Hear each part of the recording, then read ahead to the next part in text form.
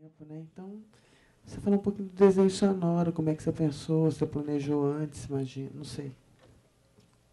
E desse papel, se você de cara, né, já desenhou pensando, não, esse filme, né, porque a gente está no ambiente, a luz ajuda também, é claro, isso é até mencionado, elemento, né, tá no roteiro. Mas o som, eu fiquei muito impressionado, porque eu sempre olhava e falava, não, essa imagem não tem nenhuma relação, né? O som, ele é com o som, digamos assim. O espaço não trazia aquilo, né? Foi um... Bom, boa noite. Obrigado pela presença e pelo convite para o debate. O som, eu trabalhei no Quando Era Vivo com o Daniel Turini e o Fernando Rena, que são da Confraria de Sons de Charutos. O Daniel Turini é da minha turma da ECA, inclusive, de cinema, da turma de 99. E a gente se conhece desde então. E ele, além de roteirista, diretor, ele trabalha muito com edição de som, desenho de som. E ele fez vários dos curtas que eu dirigi, fez o primeiro longa também, O Trabalhar Cansa, e fez agora Quando Era Vivo. E é sempre muito bom trabalhar com ele, acho uma pessoa muito, muito sensível e inteligente e tal, e que propõe coisas, e a gente tem um diálogo muito bom.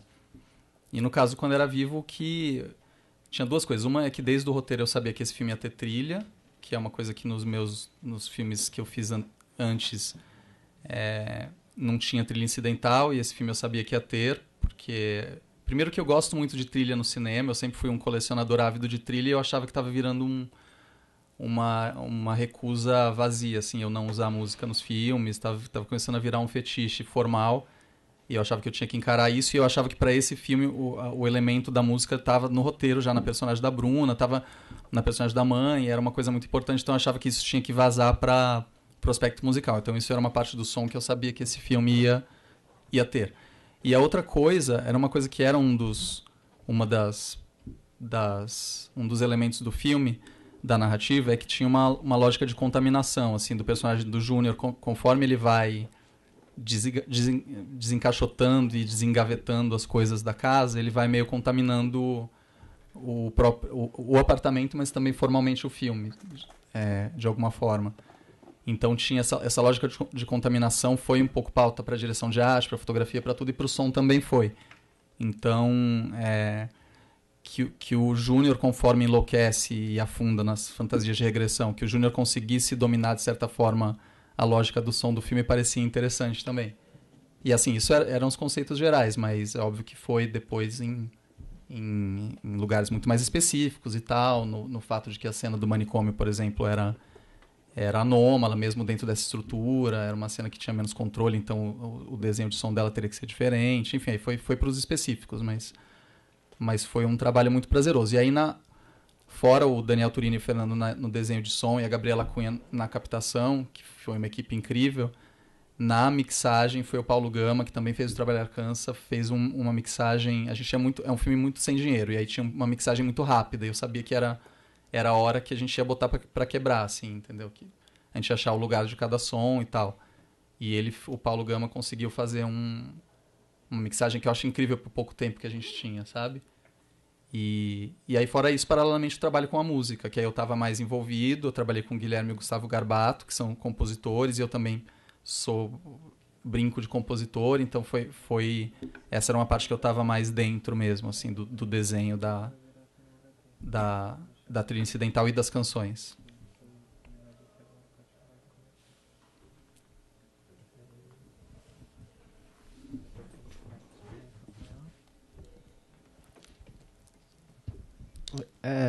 O que eu fiquei curioso, assim, é que geralmente quando tem esses filmes filme de suspense que tem um fantasma do passado, né, que meio que vai possuindo assim o protagonista, por exemplo, Iluminado, ele vai sendo levado para um final assim em que ele se torna meio um final destrutivo, né, assim, ele é possuído e aí ele quer matar a família e tal. E eu acho que no caso do Quando Era Vivo, o final ele assim, é uma conciliação entre pai e filho, né? Então, não sei, eu queria que você falasse um pouco sobre isso, não sei se você considera uma subversão, mas sei lá, uma diferença assim que existe. Não, uma subversão, não sei se eu penso nesses termos, mas para mim era importante que tivesse essa ambiguidade até o final. E é uma pergunta que eu acho bem genuína, é assim, por que e do que esse pai precisa ser exorcizado, entendeu? É uma pergunta que eu não respondo, assim, deixo para vocês, mas é a trajetória desse filho, né? Fazer esse ritual. E aí eu queria manter, na medida do possível, a ambiguidade do sucesso desse ritual, assim, do que é o sucesso e o fracasso desse ritual, no fim das contas. Mas eu acredito que sim, assim, para mim era importante chegar num momento de conciliação. Deixando ambíguo o valor disso, né?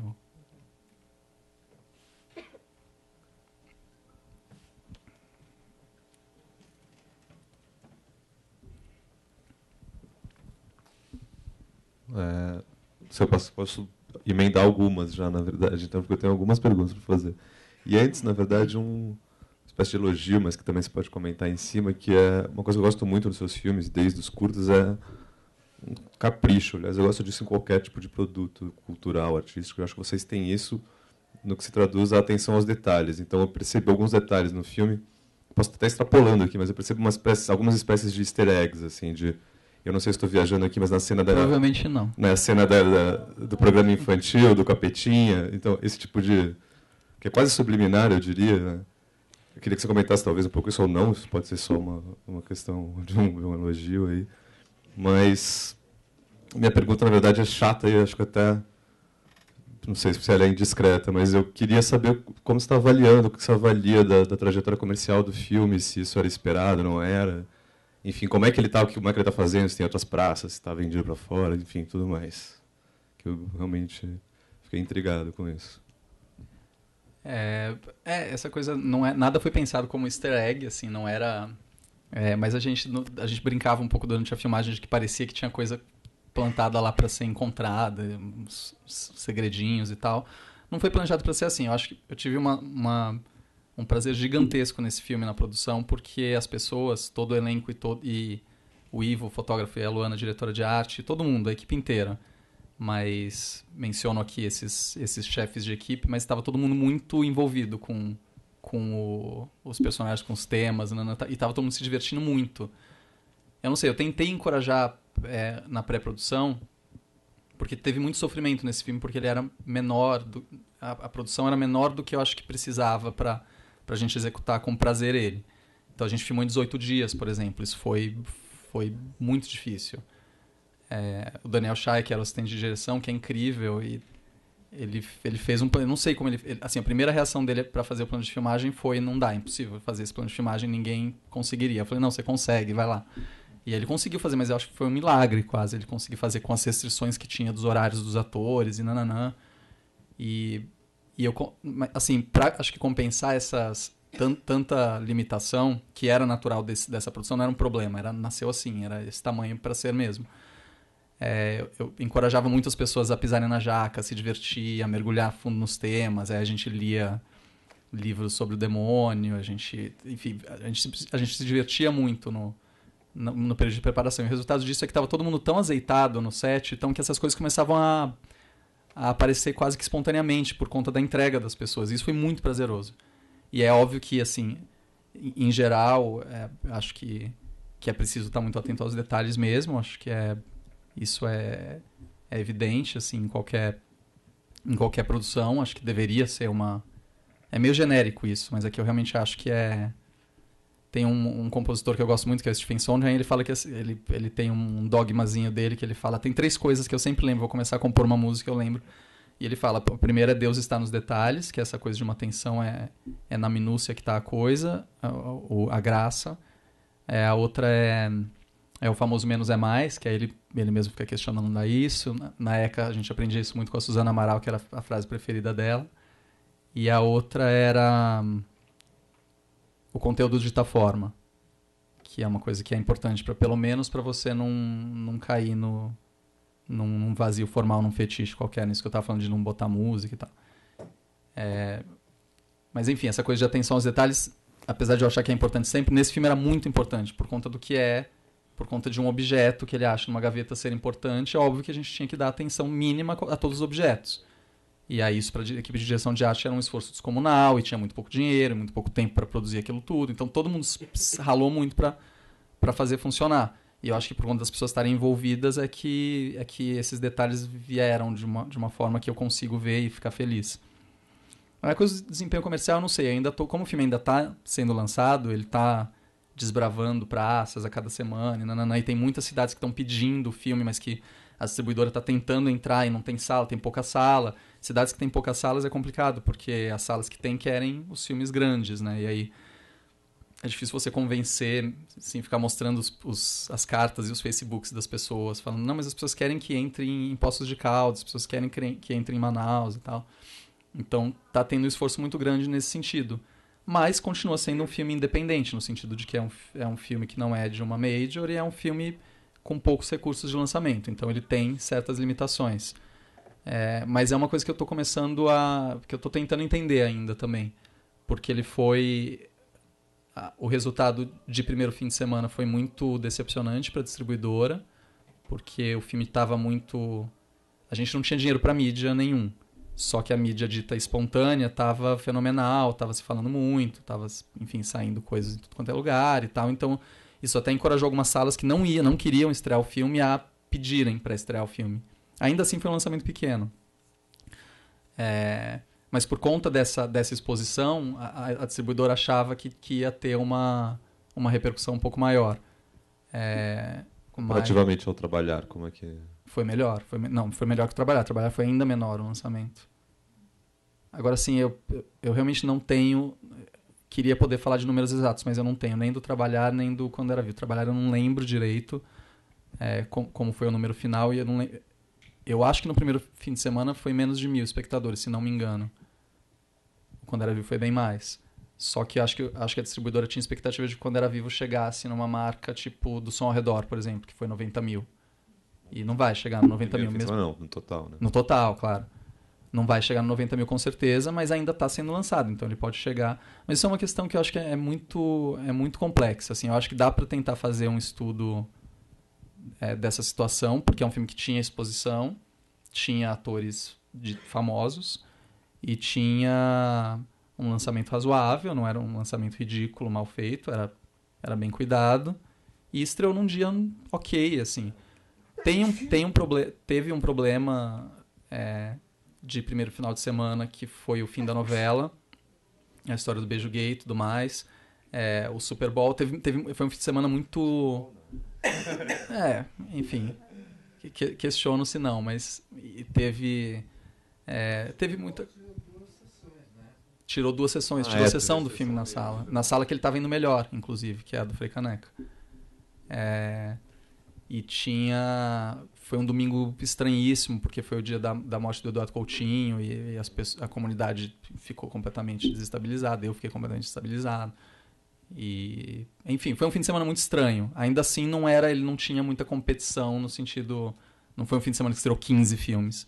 Foi um fim de semana que estreou, sei lá, 8, mas 8 é o normal agora, né? Toda sexta-feira estreiam 8 filmes. Enfim, é um mercado muito difícil, mas eu ainda estou tentando entender. É uma questão de como se encontra um público, na verdade, né? Esse filme aparentemente tem muito público disponível para ele. Sim. O mercado a gente sabe disso porque as pessoas pedem o filme. Isso é muito bom, por um lado, receber tantas mensagens como a gente está recebendo de pessoas que querem ver, mas não podem porque não está disponível, é interessante também. Mas a gente tem que tentar entender. Que o mercado é difícil, todo mundo sabe. Eu estava numa dúvida agora se o público do terror é necessariamente diferente do público do cinema brasileiro, porque... O cinema de terror tem um dos mercados mais populares dele no Brasil. Sim. O brasileiro adora filme de terror. Teoricamente, adora filme de terror. Um colega meu me disse no fim de semana de estreia... No fim de semana de estreia, não. Acho que no seguinte, agora não tenho certeza. Mas estreou um filme americano que é muito fraco, chama Dedo do Diabo. Sim. Que é um filme da Fox. Que é um filme que não foi falado em nenhum lugar. Assim, é um filme que não teve repercussão nenhuma, nem nos Estados Unidos, aqui ainda menos. Por isso mesmo estou dando esse exemplo, por causa desse filme específico. Né? E ele é um filme tido como fraco. Eu não gosto do filme. Ele não tem nada demais, não tem ator e sequência, não tem nada. Ele é um filme... fraco, normal, lançado em milhões de salas, e ele foi bem. Assim, ele foi bem. Ele é um filme de terror americano. A única coisa que ele é que ele é um filme de terror americano. Mas enfim, são várias questões, eu acho, pode gerar muita discussão.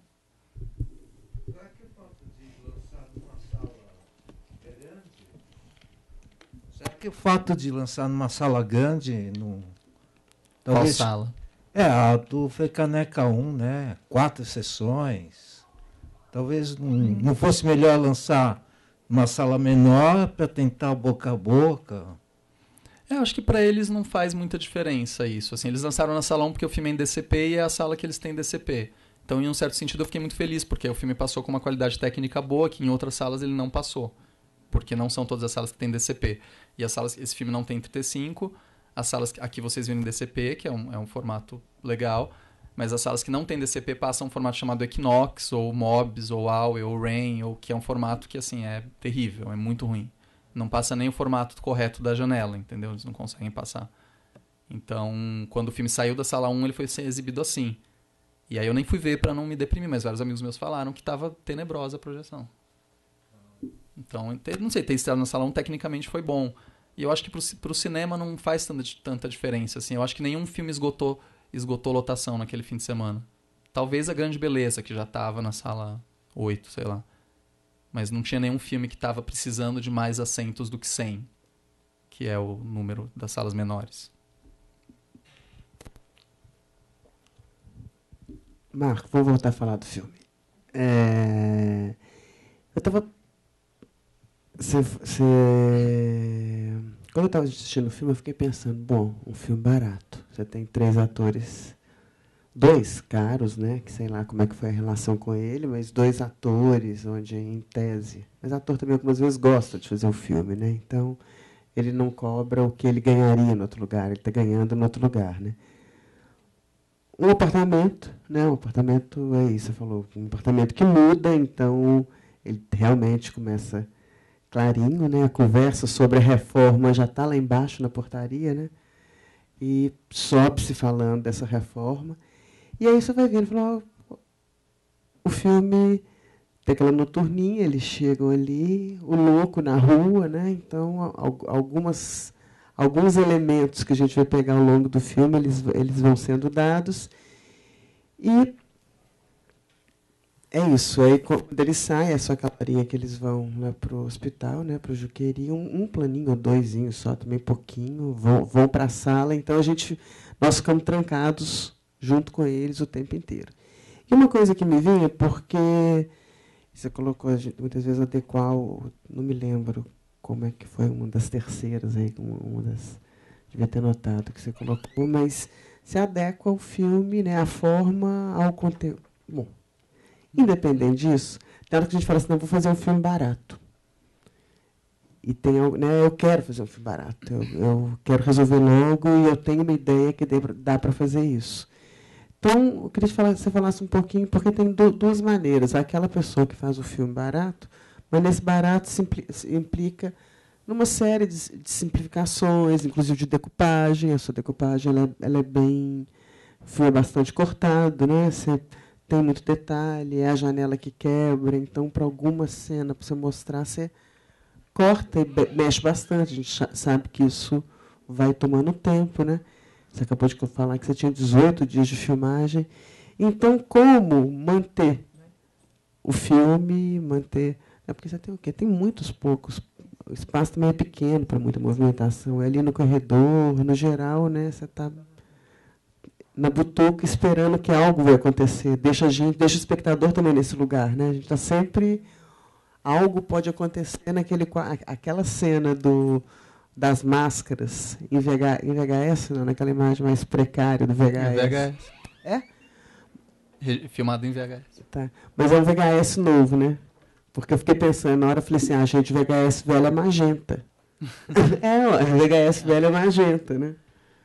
Você lembra aquelas VHS? A imagem vai ficando magenta. Vai perdendo a cor. No VHS? É. Porque a minha relação com o VHS velho era mais com mofo, com coisas que era assim, a dificuldade de reproduzir o magnético, né? Mais do que... Também isso, mas vai perdendo. Mas a gente filmou com uma câmera velha, porque não tem câmera nova, né? Também. Mas é sobre isso, é sobre essa situação toda. O momento, a direção, ela concebe, então vou fazer um filme que essa situação, a decupagem, ela cabe. Como você conciliou esse movimento de criação, de realização e uma situação material, né?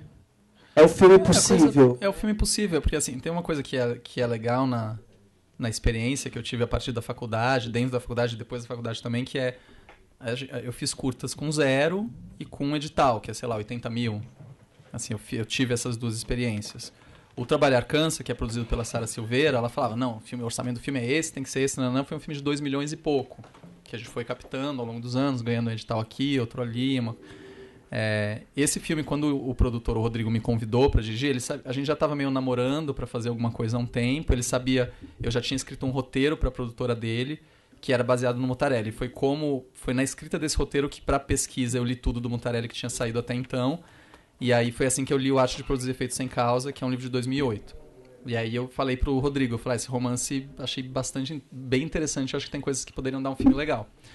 E aí ele falou, tá, mas eu não quero fazer esse filme agora, já fiz Lourenço demais, porque ele é um dos produtores do Cheiro do Ralo, produtor do Natimorto, ele estava muito no Lourenço, ele queria fazer outras coisas.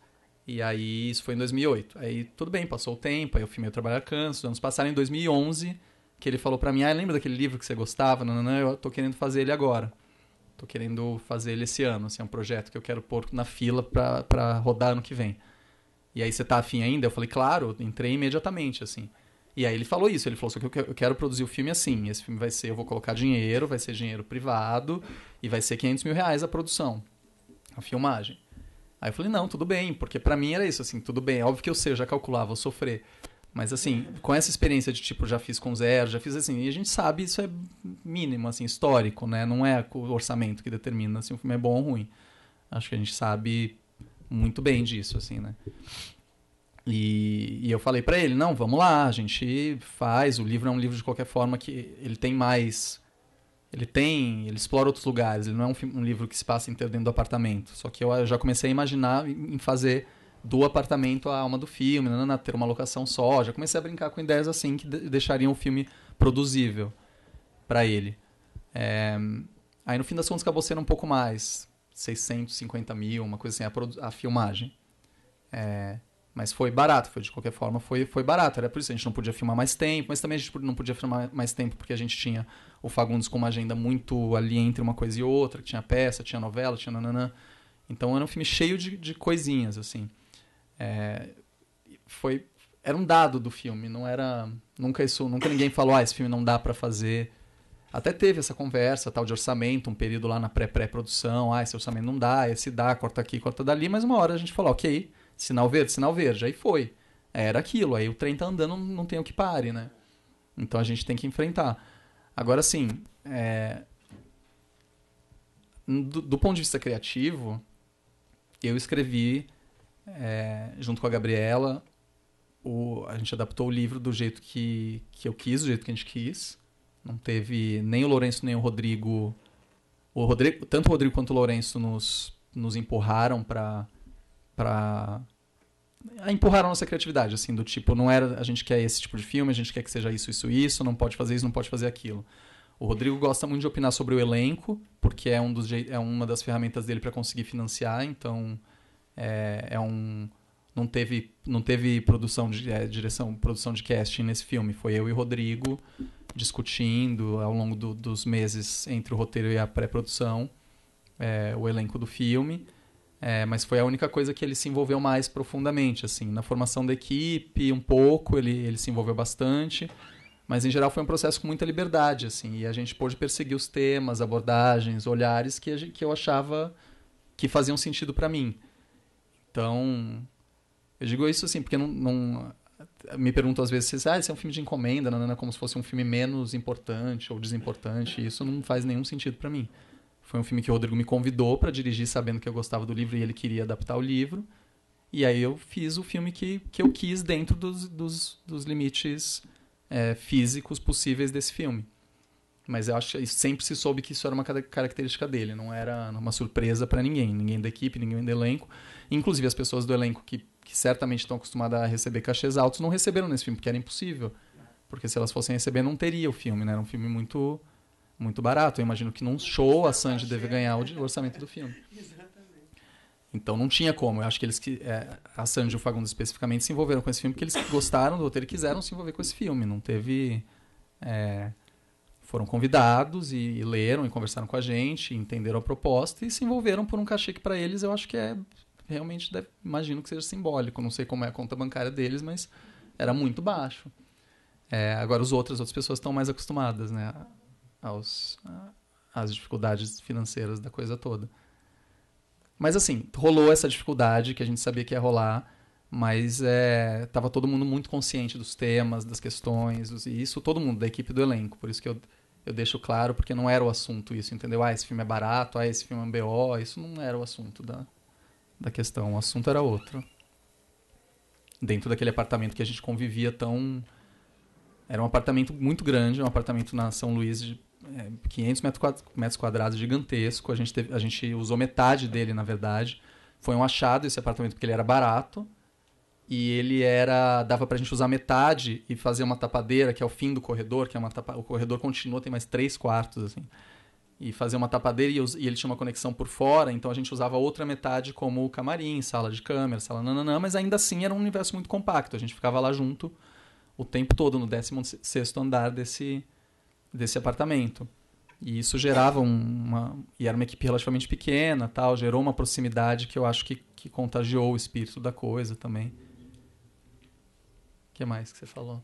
E há uma coisa sobre o apartamento que eu acho assim, transformar o apartamento era uma coisa importante para a dramaturgia. Então, construir essa evolução do espaço conforme o protagonista evolui, para a gente era muito importante também. Então tinha uma relação com esse lugar que tem a ver com essa coisa dos detalhes, sabe? Do quadro que vai ter, das manchas, do mofo, da rachadura, do tapete, da manta, a gente tinha uma relação muito... Todo mundo tinha uma relação muito carinhosa com os objetos do filme, sabe? Eu nunca tinha tido isso, acho, em nenhum filme. Com cada quadro, com cada coisa, com o pezinho, com o nananã. O pezinho, inclusive, foi uma discussão muito divertida, porque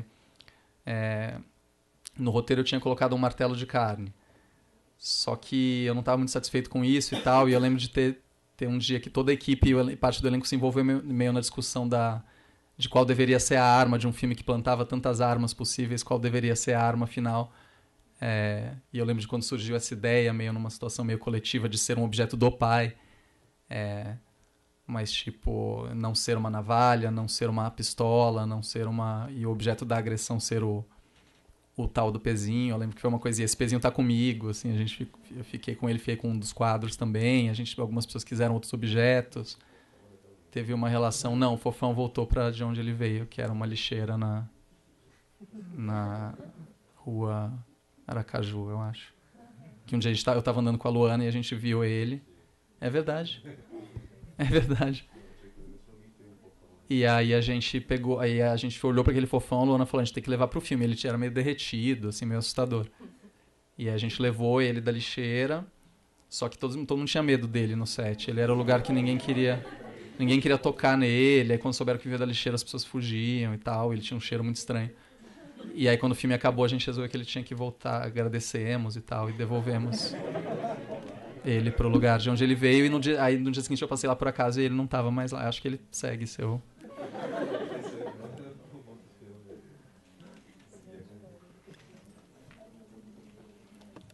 A tragédia disso foi que depois eu tive a ideia de filmar o prólogo, que são as duas crianças debaixo da cabaninha. Isso não estava no roteiro e eu tive vontade, quando a gente estava montando, achei que era importante o filme abrir com uma imagem VHS. E aí eu queria um fofão lá. E aí a gente conseguiu um outro fofão emprestado. O fofão do prólogo não é o mesmo, mas que faz até sentido, porque ele é o fofão do passado. E é a única vez que ele aparece no passado, de fato. Então fazia sentido ser um fofão jovem, um fofão bem preservado. E não possuído por espíritos malignos ainda. O final tem referência, né? O final, quando o fofão tá dentro daquela armarinho. Claro, você assistiu Invocação do Mal, né? Assisti. Mas aí depois, né? Assisti depois. Porque ele dentro ali daquele armarinho é igual a boneca do Invocação do Mal, né? Annabelle. Sim. Eu gosto do Invocação do Mal bastante, mas eu vi bem depois, né? É um filme do meio de 2013, né? O filme já estava quase fechando a montagem, quando era vivo nessa época. E o Mutarelli gostou do filme? Do filme, eu acho que ele tem uma relação ambígua com o filme. Ele elogia muitas coisas e eu sei que ele não consegue conviver com outras. Mas eu acho natural, assim, não esperava nunca que ele justamente, sendo tão pessoal no que ele escreve quanto é e tal, que ele enlouquecesse de paixão pelo filme. Mas ele já me falou coisas lindas sobre o filme e tal, e já me fez alguns ataques, assim, mas era muito que eu... Na verdade, eu achei o saldo positivo, assim. Ele leu o roteiro e adorou o roteiro. Só que eu sabia que isso não era o fim da história, assim, porque eu sabia que ele ainda ia ter o momento de ir na pré-estreia e ficar lá na frente, se expor e nananã, e eu sabia que ia ser diferente. Porque eu já conheci, já vi ele falar dos outros filmes que adaptaram dele, sei exatamente como ele... Não sei exatamente, sei mais ou menos, né? Não é uma pessoa muito complexa. Mas eu acho que... Enfim, várias coisas eu acho claramente tocam ele e outras eu acho que ele não consegue aceitar. Por questões dele, assim. E ele...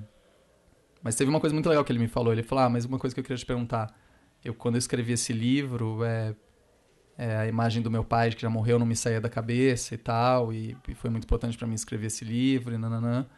Mas eu consegui diálogo com meu pai. E aí eu queria te perguntar uma coisa. Se você conseguiu diálogo com o seu... Foi uma pergunta muito, muito sensível e bonita da parte dele, assim, porque eu coloquei... Se eu não me colocasse... E a Gabriela também na escrita do roteiro... E as outras pessoas da equipe nas suas funções, se a gente não se colocasse pessoalmente ali, às vezes até desviando um pouco do que é o livro dele, não ia fazer sentido pra gente também. Então faz muito sentido ele fazer essa pergunta pra mim e eu fiquei feliz que ele fez, porque acho que, enfim, demonstrou uma abertura dele pra existência do filme. Durante o filme, quando tem essas coisas de suspense, a gente tende a ter mais seriedade, assim. E aí rolava um suspense e aí você acaba ficando... uma certa tensão na cena, e aí rola uma fala completamente cômica, assim.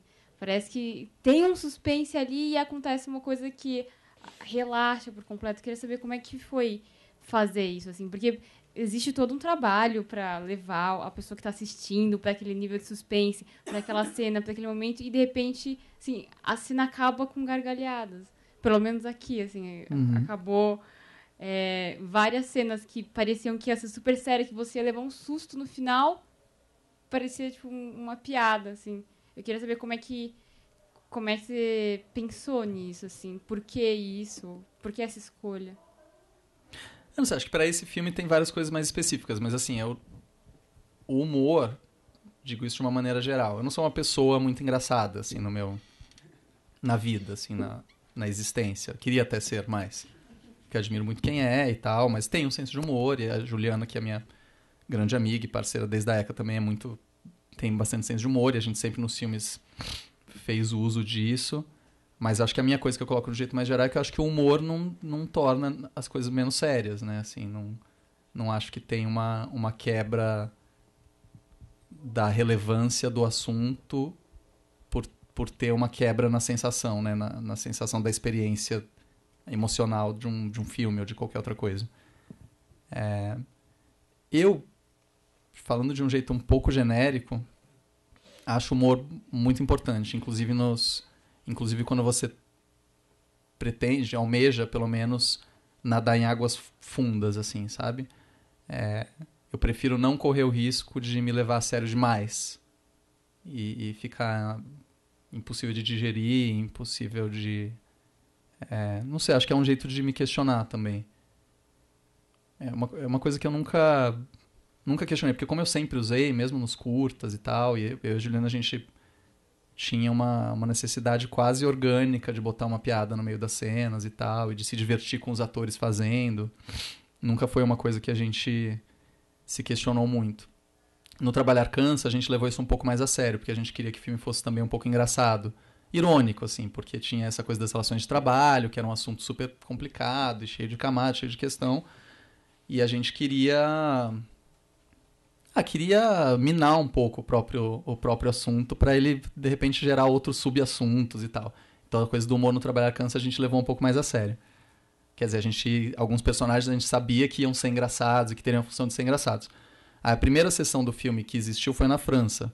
E aí foi uma sessão ultra silenciosa, não teve uma reação, nenhuma. E eu lembro que eu fiquei meio triste, assim, porque eu não sabia o que isso queria dizer, eu fiquei meio nervoso, eu achava que as pessoas iam, pelo menos algum respiro, alguma reação ia ter e não teve nada. É tudo bem, isso não queria dizer que as pessoas não gostaram do filme. Várias gostaram, outras não, isso era normal. Mas eu fiquei meio assustado. Quando o filme estreou no Brasil, foi em Paulínia. E foi uma sessão fenomenal, porque parecia uma grande comédia. Assim, as pessoas reagiam aos menores estímulos, assim, as pessoas reagiam. E isso me deixou muito feliz. Foi a melhor sessão do Trabalhar Cansa que teve, foi em Paulínia. No Quando Era Vivo, eu também fico feliz quando rolam reações físicas, assim, Até porque é uma coisa mais fácil de medir, né? Assim, a gente como diretor numa sala e as pessoas riem é uma coisa visível. As pessoas se assustam, é uma coisa visível. Quando dão um pulo, assim, é uma coisa visível. Quando elas só estão atentas e processando intelectualmente as coisas, não tem como a gente medir nada, então é mais angustiante. Mas eu não sei se eu respondi bem a sua pergunta, mas assim, eu não acho que o humor estraga nada, entendeu? Acho que complexifica, dá uma variedade de ângulo, sabe? Dá uma dimensão a mais, assim, você vira um pouquinho o ponto de vista e enquadra de um outro jeito, afetivamente.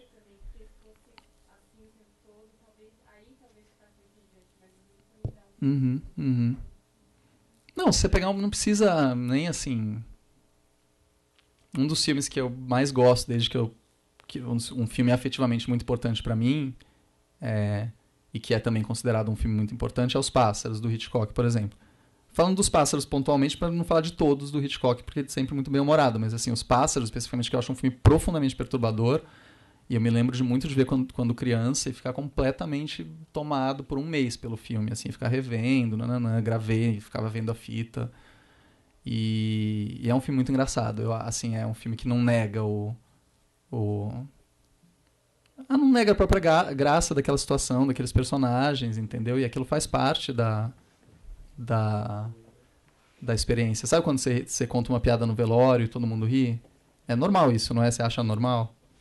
Eu fui num velório, inclusive, recentemente. Tipo, eu tava num grupinho que as pessoas começavam a rir muito, muito, muito.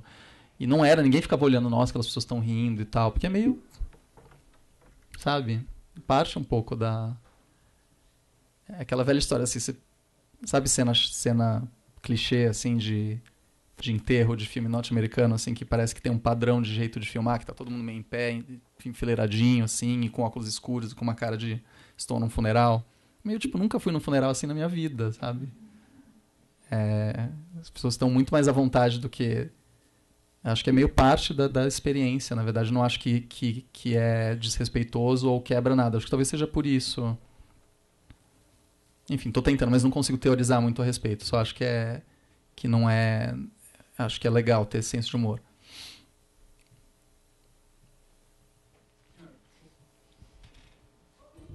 Que eu acho que essa coisa de quebrar para o humor, ou quebrar muito para outros estilos, faz também com que a pessoa depois ela lembre mais do filme. Ela pode não gostar ou gostar muito, ou não gostar do filme, ela vai lembrar mais do filme depois, eu acho. Por conta desses momentos de estranheza, que assim, tá tendo a cena de suspense e de repente tem humor ou tem outra coisa. Isso marca a pessoa, assim. Eu acho que ela, mesmo que ela não goste muito, depois ela vai lembrar mais disso do que de um filme que foi assim, uniformemente de um gênero. Não sei se fez sentido muito. Não, sim, entendo. Eu acho que se você segue uma cartilha, qualquer que seja, assim, uma lógica mais supostamente convencional de um gênero e tal, se você segue muito fielmente, talvez tenha um sabor de já vi isso antes, né? Não sei, isso que eu falei da famosa cena de funeral que tem 300 filmes, sabe? Eu acho que tentar ser mais fiel à natureza daquela dramaturgia do jeito que ela é, com suas deformidades, do que necessariamente respeitar uma suposta cartilha de um gênero ou convenções. Não, porque eu acho que funciona também porque vira um riso de estranheza também. Uhum. E aí funciona pro gênero de terror, eu acho. O palhaço no começo é muito estranho, embora seja... porque parece tão forçado que fica estranho, e aí acho que funciona como uma cena de um filme de terror, assim, também. Mesmo sendo muito estranho. Entendo.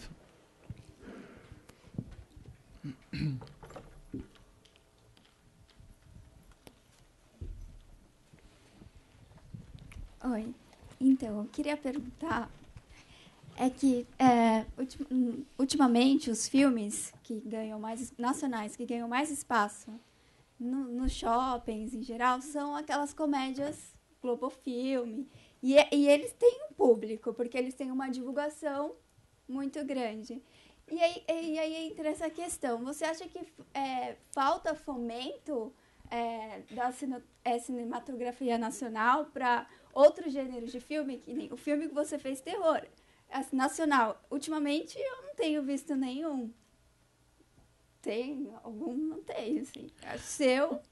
Eu acho que... Não tem, de fato. Não tem assim, poucos. Tem poucos. Mas... Falta um fomento para que haja uma diversificação no cinema nacional, porque às vezes parece que não sai do mesmo. E isso seria muito rico para... Sim. Mas é que isso depende da gente também um pouco, né? Porque, por exemplo, quando eu entrei na faculdade, eu fui meio... No primeiro ano eu fui meio esquisitão, assim, porque... eu não gostava... Por exemplo, eu não gostava do Almodóvar. Hoje eu até gosto um pouquinho. Mas na época eu odiava, achava um saco. E eu tinha estreado Carne Trêmula, que é um filme que eu não gostei naquela época, e até hoje eu não... Já até revi pra falar, não, agora que eu tô adulto, vamos lá. Não sei, não acho nada demais. E aí era o filme do ano, era Carne Trêmula, entendeu? Eu não conseguia compactuar com aquilo. E aquele ano tinha saído Pânico 2, do Wes Craven, que eu adoro. Adoro todos, na verdade. Acho realmente grandes filmes. E aí eu lembro que eu cheguei na faculdade, aí um amigo meu, Caetano, que é meu grande amigo até hoje, ele falou, olha só, segundo a Folha, tinha lá uma cotação do público, que eles pegavam na saída naquela época a Folha fazia um negócio, tinha um quadrinho lá dos críticos e tinha público. Aí, sei lá, eles ficavam na sala, pegavam umas opiniões e faziam lá umas estrelinhas do público. E aí o primeiro era Pânico 2. Carne Trêmula tinha, sei lá, tava em quarto lugar. E aí, aí eu lembro que o Caetano fez essa piada, falou, segundo a Folha, segundo o público da Folha, Pânico 2 é o melhor filme em cartaz, melhor que Carne Trêmula. E a turma... E aí eu falei, mas eu acho melhor. E eu tinha visto 2, eu era o único que tinha visto Pânico 2, pra ser bem sincero. E aí eu falei, mas eu acho melhor. E aí, tipo, todo mundo, tá bom. Aí, tipo, eu era o excluído das conversas, entendeu? Mas, na verdade, eu sempre gostei de filme de terror de pequeno, assim. Era uma experiência lúdica interessante pra mim ver uns filmes bem vagabundos, assim, uma experiência importante. Eu não sei como vocês são, mas eu fui muito criado assim, eu peguei o período áureo das videolocadoras, assim. Eu vi elas nascerem e se proliferarem pelo bairro. Eu morava na Zona Norte. E depois irem fechando também uma a uma. Assim, eu vi foi exatamente a minha vida entre 5 e 20 e poucos anos de idade, foi ver. E aí eu ia no vídeo e aí tinha lá 1 trilhão de filmes, aí não tinha hierarquia, a hierarquia era minha, porque isso era antes de eu começar a estudar filmes. Então eu entrava lá e via suspense, terror, ficção científica, comédia, aventura, romance, drama. Aí tinha lá no cantinho nacional, que era um gênero, né, em si, e pornô e outras coisas. Mas, assim, a minha lógica de crianças já era assim, não tinha hierarquia entre o Bebê de Rosemary e Sexta-feira 13 e 8, eles estavam um do lado do outro ali, eu alugava os dois e na minha casa eu via, isso é interessante, isso é meio empírico, assim, aí ia formando o que eu gostava e o que eu não gostava, que eu acho que foi até interessante, do ponto de vista da minha paixão pelos filmes. Mas, curiosamente, os filmes brasileiros estavam excluídos dessa lógica, sabe? Das prateleiras da ficção científica, do horror. Eles eram nacionais, assim. Era um período muito cruel, assim, nessa época, para os filmes brasileiros. Eu acho que depois, quando os filmes começaram... Que foi quando eu entrei na faculdade, na verdade. Quando eu entrei na faculdade, tinha acabado de ter o grande sucesso que foi Central do Brasil. Eu acho que foi uma mudança de perspectiva, assim, para mim, pelo menos, e para vários dos meus amigos, de que podia ter... coisa pra gente fazer, sabe? Se a gente estudasse cinema. Eu queria fazer cinema de qualquer forma, mas Central do Brasil, eu confesso que foi um empurrão legal, assim. Mas quando eu entrei na faculdade, eu não esqueci disso, dessa experiência que eu tinha tido de formação, que era de ver um monte de filme de gênero, não só de terror, que era um prazer que eu tinha, mas comédia romântica, musical. Eu amava os musicais, assim, eu enlouquecia com musicais. E nada disso parecia reverberar na minha turma de cara, sabe? Era uma coisa meio... Não tinha muito essa lógica, assim. Era como se drama, que é essa coisa meio... Um pouco de tudo, assim, sabe? Meio sem gênero, fosse o que a gente podia e deveria, supostamente, almejar fazer, sabe? Os diretores que as pessoas gostavam mais da minha da minha turma, acho que era o Kieslowski, que as pessoas gostavam muito, nunca foi um diretor muito importante para mim. Hã? Não, acho ótimo, não tem nenhum problema com o Kieslowski e tal, mas nunca foi um diretor muito importante para mim, de fato. Nunca... Almodóvar até depois revi, assim, tive experiências incríveis com o Almodóvar conforme fui descobrindo ele e tal, e aí a própria lógica do melodrama e tal, e outras, né? Não é, Ismael? E outras coisas. Fui me abrindo também para isso, assim. Mas eu, como menino assim, de 19 anos, chegando na faculdade, eu não entendia por que as pessoas não podiam gostar dessas coisas mais vagabundas, assim. E nem iam ver, assim, eu ia ver sozinho, na verdade. Ou com a Ju, que era a pessoa que era mais aberta, a Juliana Roas, que depois virou minha parceira criativa, era a pessoa mais aberta a esse tipo de coisa. Então, na verdade, não tinha muito. Eu não sei como tá agora. É que agora eu conheço um monte de gente, 300 milhões de pessoas mais jovens do que eu, que querem fazer musicais e filmes de ficção científica na Lua. Então não tem mais isso. Eu não sei, eu acho que provavelmente isso foi uma questão geracional que eu acho que, não sei, vocês que são mais novos podem me contar, mas talvez tenha sido uma questão geracional que passou e eu não sei. Não sei, assim, mesmo hoje, até o Caetano Gotardo dirigiu o primeiro longa dele, chama O Que Se Move, eu não sei se vocês viram. Mas o Caetano, ele tinha uma paixão, nunca gostou muito de filme de horror, nem filme de suspense, nem nada, mas ele compartilhava comigo muito essa coisa dos musicais. E O Que Se Move é um filme dele que dialoga muito dialoga transformando, digerindo e tal, mas com uma tradição do musical. Misturando tendências aí do Busby Berkeley com outras coisas. E eu trabalhei na música desse filme, foi incrível, assim, foi uma experiência que eu amei. Não sei, eu acho que eu não vejo problema em ter muitos gêneros, é isso. Não sei se isso responde a sua pergunta, mas eu acho que tem que ter vários gêneros. Eu acho ótimo que as comédias façam sucesso. Sim. Mas eu acho que tem que ter... Tem que ter não sei nem que tem que ter, variar, mas... tem que variar um pouco, não sei, mas até para enriquecer o cinema nacional. Ter um monte de gêneros de filmes diferentes, não sei. E ainda mais horror, assim, sei lá, horror, fantástico. Não, mas fantástico, tem que ter. Acho que faz todo sentido aqui, no nosso país, na nossa cidade, na nossa realidade. Não tem por que não usar essa ferramenta. É uma ferramenta para abordar as questões. Sim, porque tudo que é diferente de outros gêneros vem de fora. A gente pode produzir aqui também, por causa disso.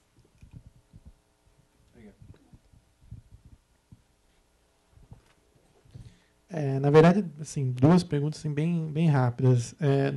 O gênero do horror do Brasil, ele foi bastante produzido até o Collor fechar com o cinema, vamos dizer assim, né? Depois que teve a retomada, o horror ele foi ficando de lado, né? Quase não se foi feito o horror, aí depois fez o Mojica, fez Encarnação do Demônio, não deu certo, e agora veio o seu filme, veio o Mar Negro, do Rodrigo Aragão, e parece que está tendo uma espécie de renascimento. Você vê que agora o horror brasileiro pode ter uma retomada, assim como teve bastante nos anos 70 e 80, com os filmes aqui da Boca, ou mesmo com o pessoal do Rio. E outra pergunta é se você, por ter sido aluno, por ter feito cinema, você acha que existe um preconceito no meio acadêmico contra o horror?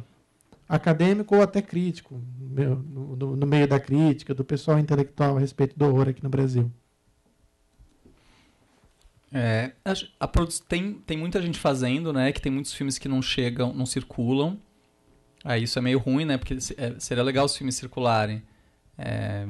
Tem o Rodrigo Aragão, ele está conseguindo, depois de muitos filmes, fazer os filmes chegarem, enfim, em alguns circuitos, né? Mas tem filmes que a gente nem consegue ver, assim, filmes que passam em festivais específicos, tipo o Rio Fan, ou o festival que tem em Porto Alegre, Fantaspoa, que só passam lá, assim, ou então até em festivais estrangeiros de filme de gênero, mas que não chegam ao circuito, não saem, não passam na TV, não saem em DVD, não saem no iTunes, não saem no Netflix, aí você vai saber que tem como, né, o filme. Aí, sei lá, você tem que, às vezes sai no YouTube, sabe, uma coisa passa, tá lá. Eu não sei, eu não fiz nenhum estudo disso, então estou falando de uma coisa meio de sensação. O que eu sinto é que as pessoas mais novas que eu tendem a nem considerar isso uma questão como era para mim na época da faculdade. Do tipo, por que não pode fazer um... Eu ia até mais, assim, pisando meio na jaca mesmo, porque eu não posso fazer um filme de serial killer do inferno, tipo Sexta-feira 13, se eu quiser, entendeu? É óbvio que depois eu fui percebendo que, na verdade, o desejo de fazer um filme de gênero, ele é menor, assim, ele se submete ao conteúdo do que é aquela coisa do conteúdo de dita forma, ele se submete ao conteúdo do que você tá, aos personagens da história que você está contando. Que nem quando eu e a Juliana fizemos nosso TCC, que é o Lençol Branco, não sei se vocês conhecem, a primeira coisa, eu lembro até hoje, a primeira coisa que a gente falou foi, vamos fazer um curta de terror. Vamos fazer um curta de terror, que legal. O Lençol Branco dificilmente entra não entra com facilidade nessa prateleira, sabe? Para ser bem sincero. Mas isso aconteceu não porque a gente foi descobrindo que o filme não era de terror, a gente foi descobrindo que filme era aquele. Foi isso, foi por conta do processo, sabe? E sempre teve várias pessoas, inclusive no meio crítico, que falaram, mas vocês não têm coragem de ir pro gênero de fato. Não sei, pra mim isso não faz muito sentido, porque todos os filmes que eu fiz, eu tentei respeitar o que aquele filme queria ser, entendeu? Eu não... assim, fazendo uma analogia meio barata, mas tipo, se eu descobri que o ouro era castanho, não adiantava eu ir lá e forçar a ser azul, entendeu? Não fazia sentido. Eu ia descobrindo coisas ao longo do processo e eu precisava respeitar esse processo. E até hoje isso é uma questão, não, mas não são filmes de terror realmente, não, mas não chega nem a ser um filme fantástico, não, no fundo é uma alegoria, não, as pessoas têm uma coisa com a recepção dos filmes que eu acho até interessante, assim, uma dificuldade de categorizar. Até por isso que eu até nem vou naturalmente por esse terreno, sabe? Quando eu era mais novo eu até falava, não, meus curtas são ficções científicas e filmes de terror e nananã, porque eu queria... Sabe que nem aquela frase do John Ford, famosa, oi, meu nome é John Ford, eu faço westerns. Tipo, eu queria meio falar isso, oi, eu faço filmes de terror. Mas no fundo eu faço filmes que deixo também as pessoas reagirem do jeito delas e classificarem e tal, do jeito que elas imaginam e tal, mas é um terreno que me interessa, assim, o fantástico, o horror, o suspense, e que eu pretendo continuar nele, e o que eu sinto é que, isso é intuitivo, vão começar a aparecer mais filmes que usem ferramentas de gêneros diversos na nossa produção. Aí o sucesso ou o fracasso de público, de dinheiro, de nananã, isso tem muita coisa envolvida, que aí a gente já começa a... Tem um colega meu distribuidor que me falou assim, que se não tem Globo Filmes, não tem como fazer sucesso. Não sei, talvez seja, não sei, vamos ver a tabela e ver se isso é um fato, se tipo, você precisa realmente ter esse suporte para hoje comercialmente no Brasil.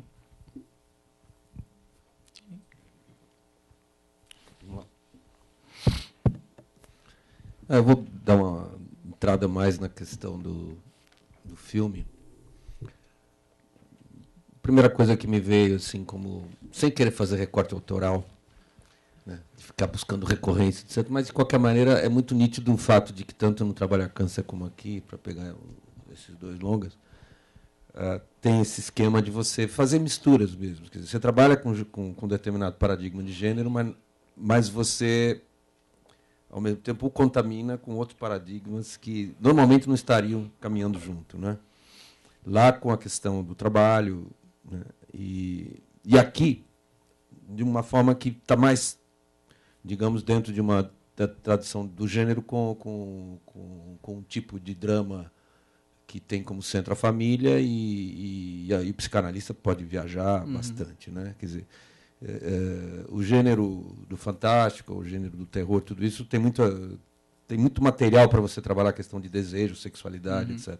E aqui é mais nítida essa contaminação do aspecto do filme de gênero e a possibilidade que se tem de trabalhar com a questão, não é, dos conflitos na esfera do desejo, da sexualidade e da família, né? Lá no Trabalho a Câncer, a mistura é um pouco mais heterodoxa, digamos, no sentido de que lá você tem a mistura da questão do gênero com a questão de classe, trabalho, outro tipo de... Agora, o que tem de comum é que sempre existe a questão do passado que retorna, né? Essa questão do retorno do passado é fundamental. E aqui, de maneira muito mais... você trabalha muito mais o espaço na sua conexão com esse retorno, do possível retorno do passado, do que lá no Trabalhar Cansa. Embora o supermercado ali se constitua como um espaço que vai explorando detalhes e determinados clientes, determinados objetos e materiais que vão projetando sobre esse espaço forças que normalmente estão fora do senso comum, né, que você começa a trabalhar numa esfera do que está noutra lógica. Aqui há um paroxismo. E eu acho que nesse paroxismo, talvez você citou o caso dos pássaros, né? Tem um lado Hitchcock muito, muito forte nessa coisa de quebra. Né? Quer dizer, o Hitchcock brinca muito. Né? Quer dizer, de um lado, ele trabalha o gênero a sério, no sentido de que ele obedece o paradigma, as regras, mas, ao mesmo tempo, ele quebra e, ao mesmo tempo, ele diz, olha, na verdade, o problema não está aqui, está em outro lugar. Né?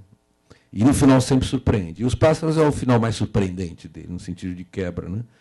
E o que eu queria comentar sobre esse filme é que, quando eu falo que é uma boa viagem para psicanalistas, eu não sei se já teve algum contato com esse tipo de hermenêutica do psicanalista, que vem com a sua maquininha interpretativa, mas o que eu, a partir da metade do filme, eu gostei muito da sua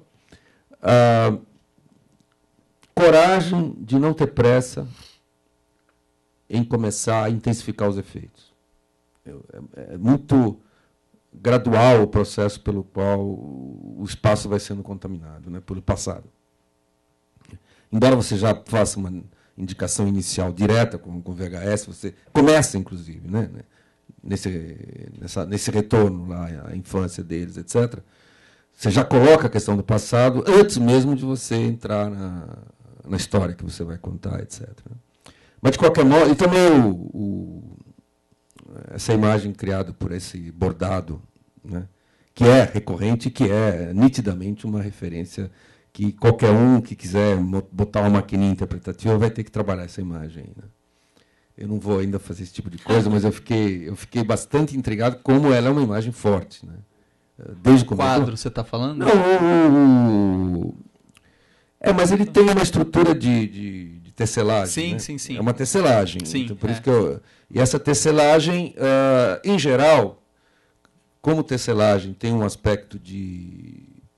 Eu vou aqui citar até uma coisa que se discutiu numa certa época na Inglaterra, que é a questão do detalhe da tecelagem e do feminino. Né? Isso aí é um tipo de leitura dessa questão.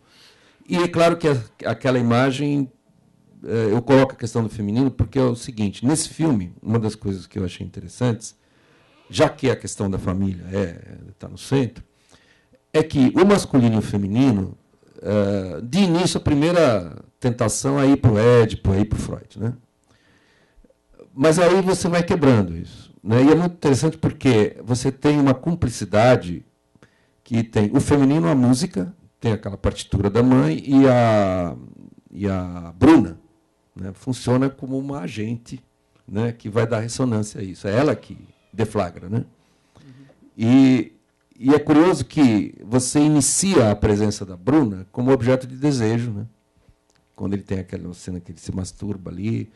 E é curioso que, assim como para o Júnior, né, há esse aceno do desejo, e isso se desloca para esse plano desse passado que retorna, de todo esse arsenal de efeitos e de objetos, de coisas que carregam um determinado tipo de investimento. Né?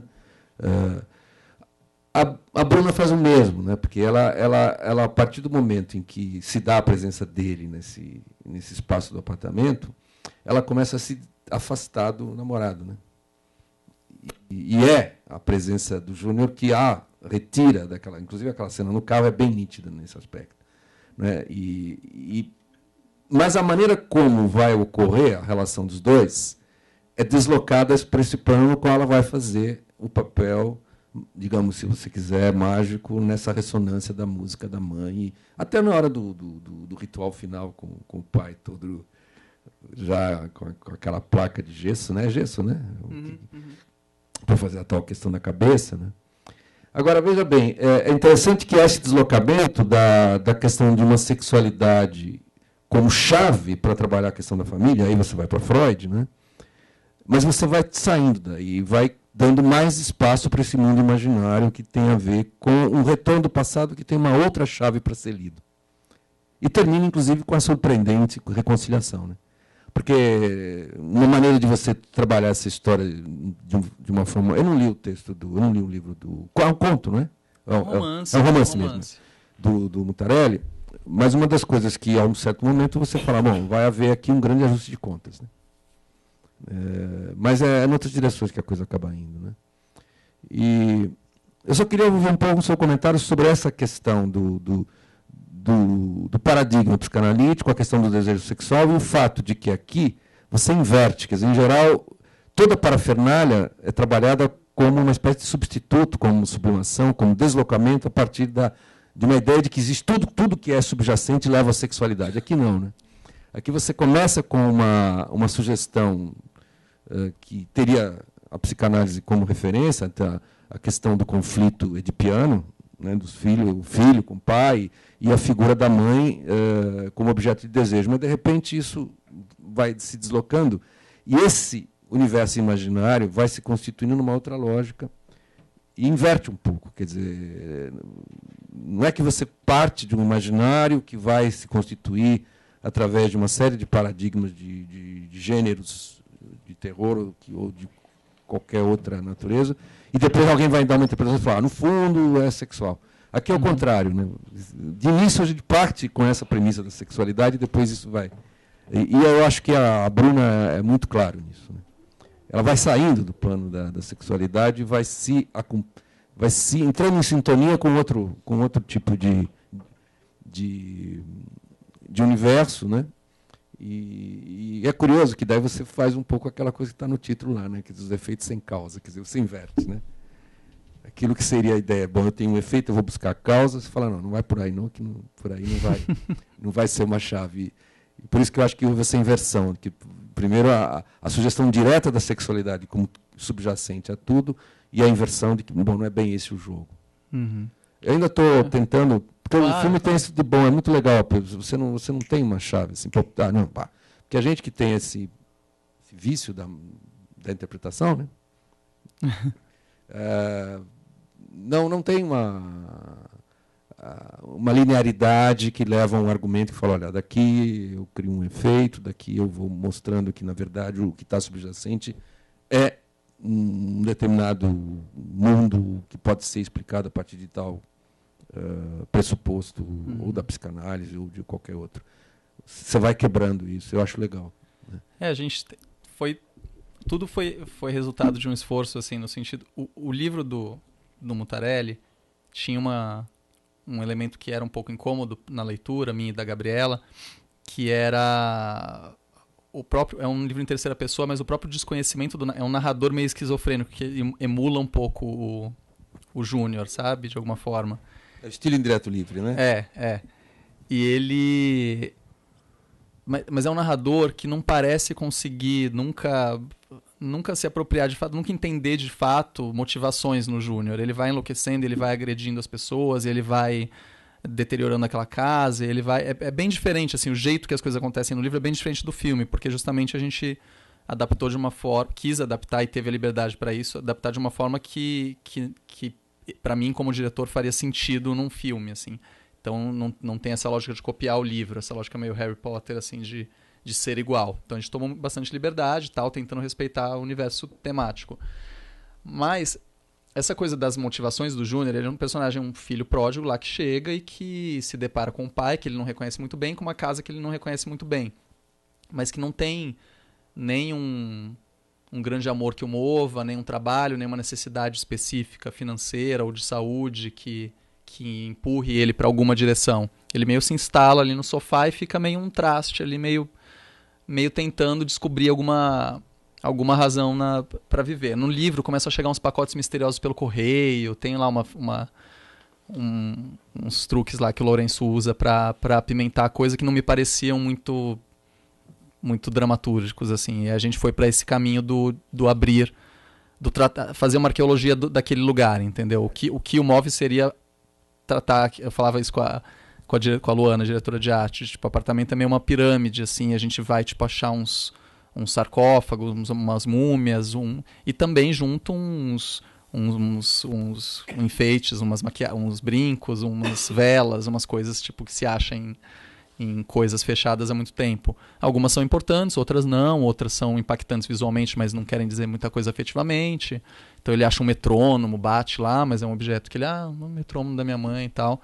Outros, como a partitura, como o quadro, de alguma forma se conectam com a memória. E aí nessa investigação de o que é que se conecta com a memória, o que é que não se conecta, aí a gente começou a descobrir esse personagem. E aí foi muito prazeroso, porque sim, a gente foi... O Maha, o ator, fala...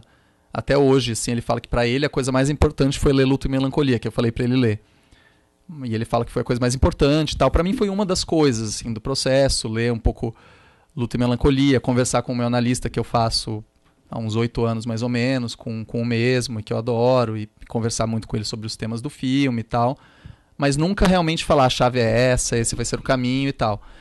E aí, essa coisa de encontrar o significado simbólico das coisas... que foi muito interessante pra gente no processo do filme, porque ele faz isso com o pai um pouco, só que o pai é resistente.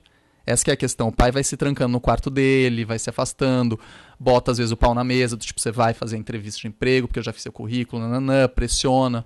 Com outros objetos e personagens é um pouco mais fácil. E a própria Bruna acaba virando um pouco objeto disso, porque no início ela é um objeto de desejo, né, que ele vai ficar espiando ela pela janela, como o filme sugere ele fizera na infância, com a mãe, possivelmente, aí é que tem talvez uma outra camada. Aí é o lado de piano. Exatamente, Só que aí ele vai pegando ela e colocando num lugar de irmã, chegando no extremo, óbvio, de ela fazer a voz, que era, na música, a segunda voz, a voz do irmão, no caso. Então ela vai vindo para esse lugar simbólico, meio de irmã. E aí quando eu comecei a desenhar isso já com o roteiro mais ou menos desenhado e pensando já na encenação, e na luz, no apartamento, na foto, nem tinha tudo ainda, mas quando eu comecei a trabalhar um pouco esse desenho, começou a parecer que o filme era isso, era a tentativa desse personagem de reencenar uma coisa que para ele tinha uma importância simbólica.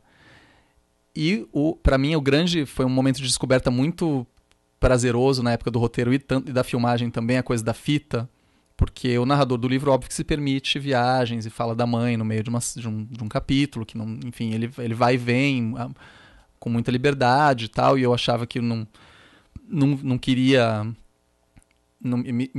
sentia que eu ia entrar num terreno meio pantanoso se a gente começasse a trabalhar flashbacks e aí eu achei esse recurso da fita, que é um objeto, como tantos outros, e que teria uma tensão específica no sentido de que o filme se interromperia para a fita ser vista. Então por isso que eu não volto para o Júnior também assistindo a fita, para permitir que ela seja vista de fato, tomando toda a tela lá do filme, ficando ali 5 minutos mais ou menos só vendo aquela fita, vira quase que um filme dentro do filme, e aí permitir que a partir daí muita coisa brote, não só de todos os objetos do filme, mas especialmente dessa fita, porque essa fita tem um poder de encenação, e aí no fundo, assim, é óbvio que tem outras camadas e tal, mas toda a sequência final, pós-manicômio, ela é uma tentativa de reencenação da fita, né? Todos os gestos já foram vistos antes, não tem nada que não foi visto. O que eu acho que é interessante para mim, mas aí eu não sei se é uma coisa que... acho que ninguém precisa estar de acordo ou não com isso. O que é interessante para mim é ver que na fita me parece que tem um código de gênero funcionando melhor. Eu, assim, pessoalmente, me lembra um pouco do Atividade Paranormal. Tem um recurso da imagem gasta que esconde algo, que é um recurso que se usa muito no gênero, e especialmente agora com essa coisa dessa forma found footage que tá um pouco na moda, que é o material que alguém filmou, que se encontrou e o filme é isso, e nananã. Eu acho que a fita em si, ela opera um pouco segundo esse código. Só que a cena final eu acho que é menos. Eu acho que ela é mais estranha. Porque aí, pra mim, pra encenação, era importante eu levar em conta que ali já tinha uma doença trabalhando, sabe? Fortemente, assim. Então ela teria que ser encenada de uma outra forma. E aí eu devo dizer que, assim, ela nem... ela é mais... Se eu for enfiar uma prateleira dos gêneros do jeito que eu via quando eu tinha 6 anos de idade, eu acho que é uma cena que pertence mais ao terreno do musical do que do suspense, a última. Eu acho que tinha que ter, aí eu acho que tinha que ter coisas mais em choque, na tentativa desesperada. Então ele tá usando o vestido da mãe, por exemplo, é a mesma peça de roupa. Só que na mãe é um vestido, nele vira uma espécie de capa, assim, ele fica com uma coisa meio líder religioso, assim, com aquele vestido que a mãe usou nas outras cenas. Mas tem a ver um pouco com esse esforço desesperado de reencenação, mais do que de concretizar desejos e resolver desejos sublimados com o pai, que aí já seria mais por um caminho mais interpretável psicanaliticamente. Existe um circuito que ele quer fechar e que envolve essa reencenação de uma imagem que ele cava da infância, né? E que é impossível de reencenar. Então é aí que vem o aspecto da doença de toda a parte final do filme e tal. E que era muito importante para mim fazer a cena com o irmão, porque dramaturgicamente funcionaria como a cena que empurra ele definitivamente para dentro disso. Que no livro é um parágrafo muito curto, quando eles de fato vão visitar o irmão que está preso. Mutarelli esconde essa cena, assim, ele é uma coisa que ele faz propositalmente. Para mim era importante fazer essa cena. E a questão que você falou ler o Luto e Melancolia, porque aí o luto é um problema, né? Não se faz o luto, né? E mais do que tudo o pai... Ele define muito, ele fala muito isso, que não conseguir fazer o luto, ele usou isso muito na atuação dele, acho de um jeito muito interessante, que não conseguir fazer o luto é virar o tal do objeto, dele meio se transformar numa ideia que ele tem do que era a mãe, do que a mãe queria, e misturar um pouco do irmão nisso. Ele usou isso um pouco para fazer a possessão dele e tal, e eu acho que é interessante mesmo, assim, como... É um texto lindo, né? Eu acho lindo.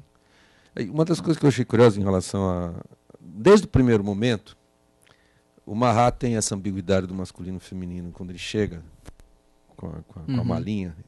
A malinha de flor. Ele de costa, a maneira de andar, a maneira de... Você pode até chegar no limite e falar, é uma mulher ou é um homem? Quando você começa com o plano em cima, bem perto da mala, com as rodinhas, quando você sobe, né? E você fez esse ator que tem tido um rosto bem diferente nos filmes todos que tem trabalhado, você puxou ele para um lado em que essa androginia se fica ali sugerida em vários momentos, né, até o final. Bom, e tem a questão que você falou em possessão da mãe. E é curioso que a única figura que tem um layout bem convencional, digamos, é a Bruna, né? Ao mesmo tempo, essa convencionalidade ela é enganadora, né? Ela ela é totalmente uma menina, uma moça toda certinha, né? O rosto dela limpo o tempo todo, hiper. Eu não estou falando convencional no mau sentido, mas ela é absolutamente alguém que... É a única pessoa que você passa na rua ali e não acha esquisito. Os outros todos são esquisitíssimos, né? Inclusive o Fagundes está muito esquisito, né? Eu achei que está muito bom o trabalho dele. Ele está hiper esquisito, né? Ele tem... Até fisicamente, a cabeça dele parece que deformou, uma coisa assim, muito curiosa. Tinha uma coisa nesse pai de ser um pai meio mascarado, que eu acho que o Fagundes aceitou muito bem, assim. Muito bem porque a coisa de... Ele estava filmando Gabriela, fazendo Gabriela na Globo, e ele estava branco, né, na Gabriela o cabelo. E aí a gente fazia uma tinta lá que ele tinha que toda noite tirar. Mas ele topou embarcar nessa de fazer um pai que tentava meio não ser, entendeu? E a namorada, e o carro, e aí decorou a casa daquele jeito. Mas ao mesmo tempo não jogou nada fora, deixou em tudo atrás das paredes, assim, né? Eu acho que o que tem de diferença, você falou do Trabalhar Cansa, é que no Trabalhar Cansa tem uma mancha que vai aparecendo, aí a protagonista vai lá, pinta, aí a mancha aparece de novo e tal. Não tem um esforço arqueológico da parte dos personagens no Trabalhar Cansa. E nesse parece que é o contrário, parece que é uma coisa que está muito enterrada. É porque nesse caso é a família, né? Porque no Trabalhar Cansa, o aspecto desse passado, né, daquele espaço, é o do supermercado, enquanto que o espaço do apartamento, ele só tem um momento sinistro que é o do Natal. Aquela sequência toda do Natal no Trabalhar Cansa é esse momento estranho, né? Inclusive visualmente, e é o que acontece, tudo é muito estranho no comportamento das pessoas ali. No mais, digamos, é uma coisa mais, digamos, dentro do senso comum.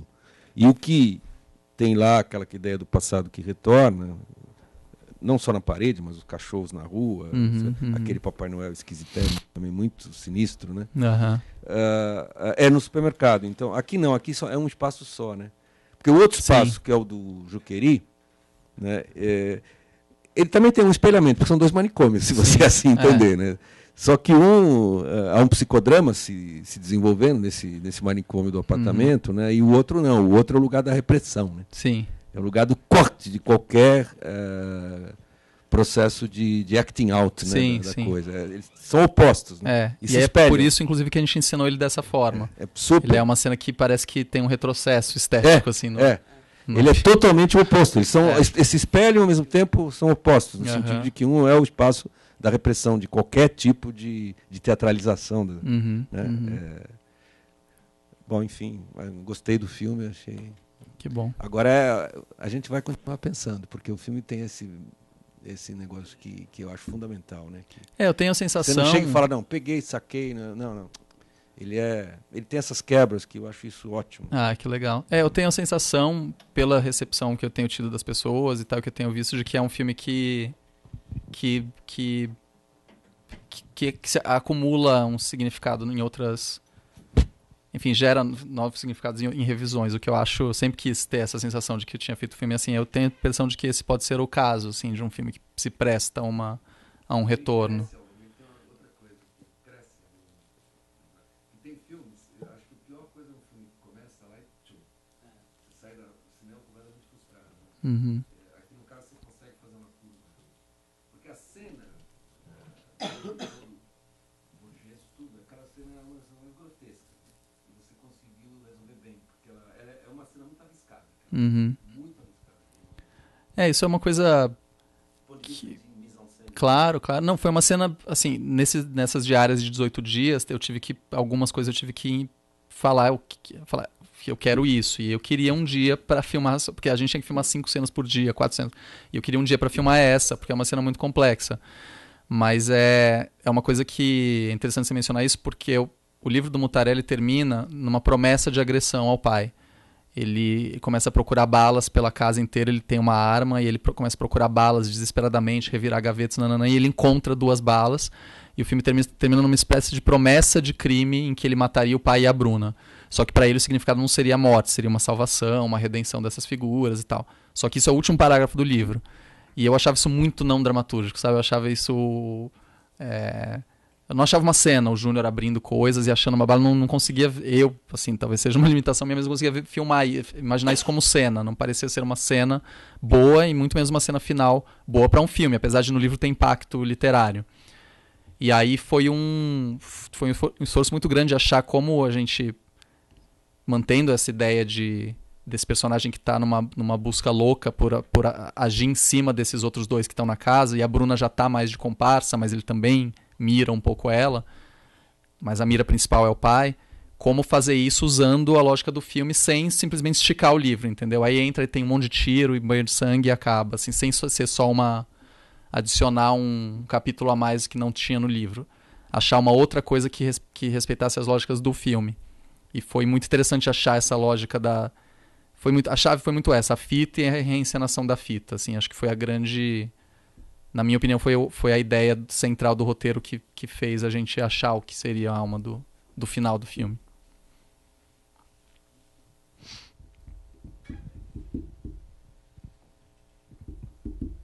Uai, gente, realmente tem muita coisa para falar. No final, se fala tanto final, mata o pai ressuscitando, né? E você tem que matar o pai, né? E ele, ao matar... a ideia de matar o pai, essa não tem como, né? Mas aí tem o oposto, né? Sinceramente, acho meio chato, mas você reparou esse final da promessa do assassinato do pai? Que você falou que era entendido como uma redenção? Reparou que você repetiu as palavras do filho do Coutinho?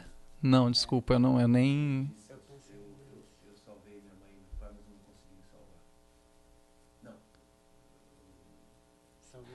Eu tentei salvar minha mãe. Ele usou essa palavra. Entendi. Eu não confesso que eu não li não li. Eu não. Você está falando aí da questão final do romance, a questão da promessa do crime. Isso é muito forte. Sentido de salvação. E é exatamente isso, né? Isso foi muito assim, no fim de semana de estreia do filme ter essa situação, confesso que eu fiquei muito triste. Foi um dia muito terrível, assim, fora, claro, todas as coisas. Eu tinha uma pessoa que eu admiro, conhecia e foi terrível, assim, e ser no fim de semana uma ficou mal por dias, assim, ele ficou muito atingido. Mas enfim, a gente sabe que a gente está lidando com algo que não é tão anormal, Uai, gente, então muito obrigado, Marco. Eu que agradeço. Foi ótimo, rendeu existido mesmo. Muito até obrigado para todos e amanhã é o último dia do novíssimo. Muito obrigado.